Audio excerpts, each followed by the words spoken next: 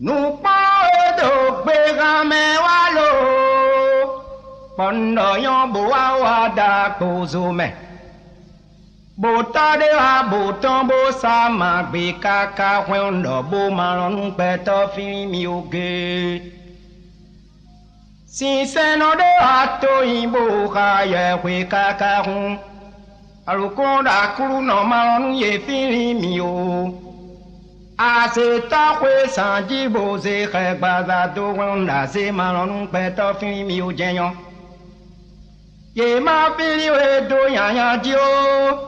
D'autant béton we wani kuon we bason we o sek bolisa ye ou akama bon kaka chope we azui we sole guna petai uni bedo mi on we nous pas de pegame walo wondo yon boa wada kozome. Bota mo sa ma gbe kaka wando bo maron peto fi mi o jeyon.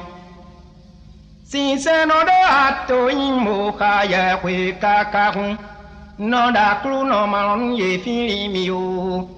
A se ta kwe sanji o ze khe baza do wanda ze maron peto fi mi o ge.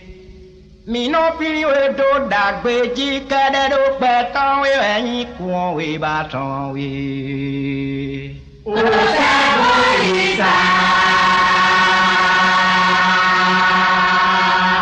Yehu agama bonkaka to wewe Aziwe sole kuna Pega ihuni melo nionwe Mado pega me unge wa bodo yon bo wa da kozume Femanu peta fi we o jeyon.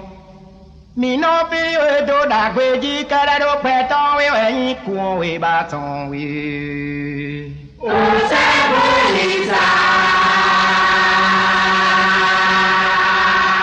Yehu agama bonkaka to wewe Aziwe sole kuna Beta ihuni melo nionwe Betai uni bado mi on we.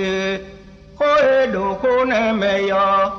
Akpoto boto e utunu. Wili kankuwa na do jadi bankawe. Abase to e utuo. Amisa amon kon vodun be unu. Kan uji kaya na do jido do kawe. Amon no fin we to pe ramendo manu peto fin we o jeyon. Ayi kwi hon gbe me mi wade.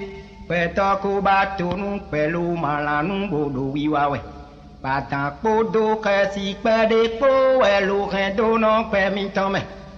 Mi la ve polo peto ira so me boyi me jome. Peto dagbi iwe no amombe non do hunjolo me. Bayi tono filie yo. Abibo e mono wa euna. Peto ya kwa no boyi me jome so undo polo be kono furi be chelili me. Nuna luko no golo. Sin sende mano se euna. Ale pe ka ukonwe boda ya che. Nyonwe ba chota swe. Fite kana ima subo ta do ta mbuna gola osie unpon e makamo. Tenyon kwire chao no donze. Eyi bata ikojo to ewe wa chwe tawi. Usabolisa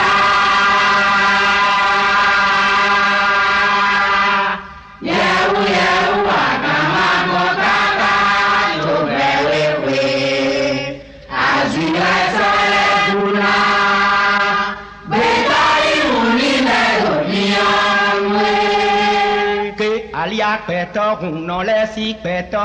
Se wala mon pove o yore da no ba ison mo ikwe wiye do jane. Abara kwe wiye to jene.